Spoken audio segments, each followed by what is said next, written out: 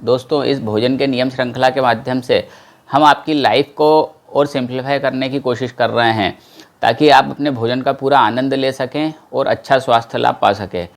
तो चलिए शुरू करते हैं आज भोजन के नियम श्रृंखला का 6वां वीडियो। देखिए, इस नियम के माध्यम से महर्षि विद्वान हमें बताते हैं कि भोजन करते समय और भोजन जब तक पच न जाए तब तक हमें काम, क्रोध, मोह, ईर्ष्या, घृणा और चिंता करने वाली बातों से हमेशा दूर रहना चाहिए, क्योंकि ऐसे मानसिक विचारों से हमारा पाचन तंत्र खराब हो जाता है और हमें अजीर्ण की शिकायत होने लगती है। और इसी के विपरीत कई ग्रंथों में आपने पढ़ा होगा या आपने बुजुर्गों से भी सुना होगा, खुश होकर भोजन किया करो। तो प्रसन्न रहकर भोजन करने से और बाद में भी प्रसन्न रहने से हमारा पाचक रस अच्छी तरह से बनता है, हमारा भोजन अच्छी तरह से पचता है, हमारा बल भी बढ़ता है। ऐसा ये नियम हमें बताता है। तो दोस्तों, आप अपने भोजन करते समय हमेशा प्रसन्न रहकर भोजन करें और भोजन करने के बाद भी गुस्सा करना, चिंता करना, ये सब छोड़ दें।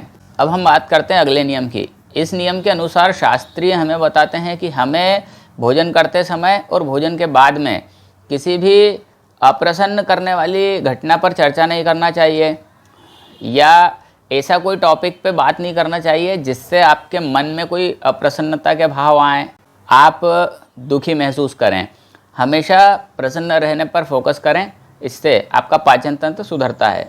इसी के अनुसार मन बिगाड़ने वाली कोई भी बात हो या कोई भी घटना हो, ऐसा कोई दृश्य ना देखें जिससे आपका मन खराब होता हो या आप एकदम से दुखी महसूस करने लगें। साथ ही हमें भोजन करते समय और भोजन करने के बाद तक हमेशा सुगंधित पदार्थों की भी खुशबू लेना चाहिए, दुर्गंधित पदार्थों से बचना चाहिए। इससे हमारा मन अप्रसन्न रहता है और हम दुखी महसूस करते हैं और इसी से हमारा पाचन तंत्र भी खराब होने लगता है। तो आप लोगों को भोजन करते समय लड़ाई झगड़े की या अगर टीवी पे कोई एक्सीडेंट की घटना बताई जा रही है या आप लोग किसी प्रकार की कोई ऐसे टॉपिक पर बात चल रही है कि जो कि माहौल में एक दुख व्यक्त करता है, तो आप उस बात को तुरंत समाप्त करें, आप अच्छी बात करें। इससे आपका पाचन तंत्र बहुत अच्छा होगा और आप भोजन के सात्विक गुणों का पूरा फ़ायदा लेंगे। अब हम बात करते हैं अगले नियम की। देखिए, अगर आप अत्यधिक मात्रा में जल पीते हैं या अगर आपको कोई वेग आ रहा है शरीर में, जैसे छींक आ रही है, गैस पास होने वाली है या मलमूत्र आ रहा है और आप उस वेग को रोक रहे हो, या फिर आप एक ही जगह पर लंबे समय तक बैठे हुए हो, या फिर रात में आप लोगों को बहुत ज़्यादा देर तक जागना पड़ता है, तो देखिए, 1-2 बार के लिए तो इमरजेंसी में इस चीज़ को टाला जा सकता है। लेकिन अगर ऐसा आपके साथ लगातार हो रहा है तो आप लोगों को सावधान होने की आवश्यकता है, क्योंकि ऐसा लगातार करते रहने से अगर आप बहुत अच्छा और हल्का सुपाच्य भोजन भी सही समय पर सही प्रक्रिया के साथ भी ग्रहण करेंगे तो आप उस भोजन का पूरा फ़ायदा नहीं ले पाएंगे। वो भोजन आपको हमेशा नुकसान ही देगा और हमेशा आपको हल्का भोजन पचाने में भी तकलीफ होगी। तो आप इस नियम का विशेष रूप से ध्यान रखें। आपको कभी भी अपने नैसर्गिक वेगों को नहीं रोकना चाहिए। देखिए, अब हम बात करते हैं अगले नियम की। इस नियम के अनुसार भोजन करने के तुरंत बाद केवल गर्मी के मौसम में आपको सोने की अनुमति शास्त्र देते हैं, वो भी कुछ समय के लिए। गर्मी के अलावा अगर किसी मौसम में आप सोते हैं तो उससे आपका कफ कुपित होगा और आपकी अग्नि मंद होने लगेगी। इसी के लिए शास्त्र हमें भोजन करने के बाद सोने के लिए विशेष रूप से मना करते हैं। आप केवल गर्मी के मौसम में थोड़ी देर के लिए सो सकते हैं। देखिए, अब हम बात करते हैं अगले नियम की। इस नियम के अनुसार भोजन करने के तुरंत बाद परिश्रम करना और भरपूर नींद लेना दोनों को ही शास्त्रों में खराब बताया गया है।